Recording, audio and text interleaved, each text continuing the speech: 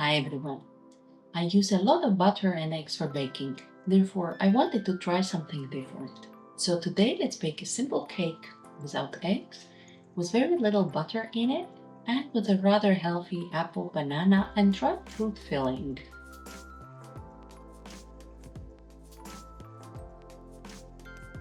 First, let's make dough for the cake and sift the flour in a big bowl to add air in the flour and get rid of any lumps.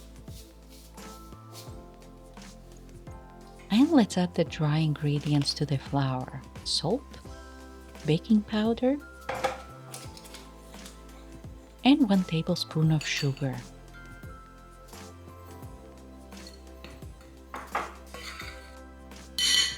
Now let's crumble the cold butter and mix it well with the flour.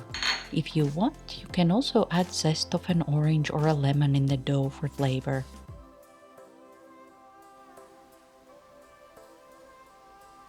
Now, let's gradually add water and mix the dough. Depending on how much water the flour absorbs, you might need less or more water. The dough needs to be wet, but so that it holds together. When the dough makes squishy sounds, sticks to hands but holds together, it's enough to add water. We also don't want to add too little water, as then the dough will be too dense, hard. To reduce the time of kneading the dough, I let it rest for a few minutes and then knead it just for a few minutes, till it does not stick to my hands anymore and I can shape it into a ball.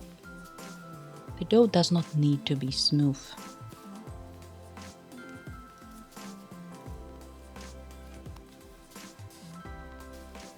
Let's wrap the dough in a plastic wrap and put it in the fridge for about half an hour.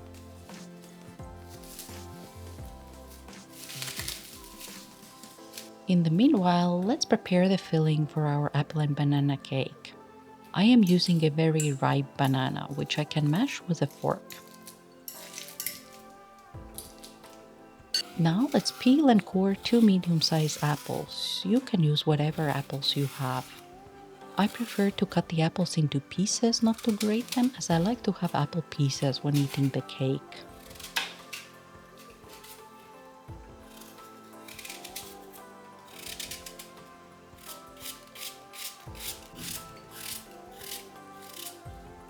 And let's add some dried fruit in the filling for the flavor and sweetness. I am adding raisins and dried cranberries. You can add other dried fruit you like, for example plums, apricots, or others.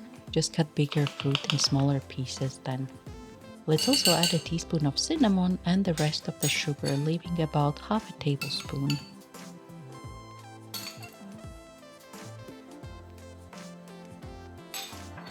And mix everything.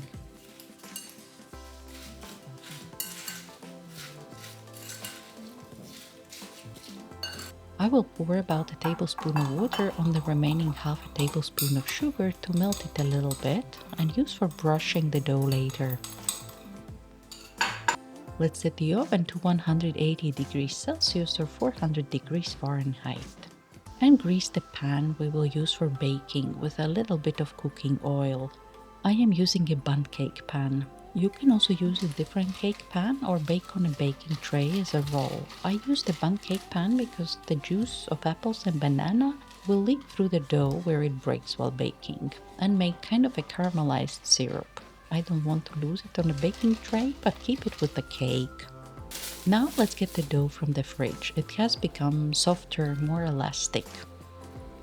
Let's dust the kitchen countertop with a bit of flour so that the dough does not stick to the table. And roll the dough into a rectangle, about 45 centimeters long and 30 centimeters wide, so that we can make a circle from the dough when putting it in a bundt cake pan. I will put the filling in a line to wrap the dough around it and have the filling enclosed in the middle. You can also spread the filling and roll it together with the dough so that the filling is in between the layers of the dough. Let's brush the edges of the dough with the sugar and water.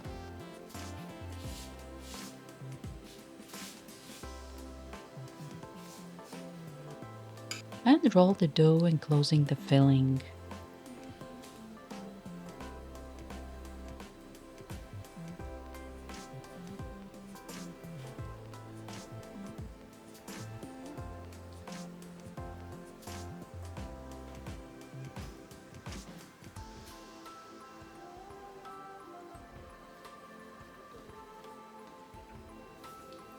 Now let's carefully put the roll in the cake pan, trying to have the seam of the dough on the inside towards the middle.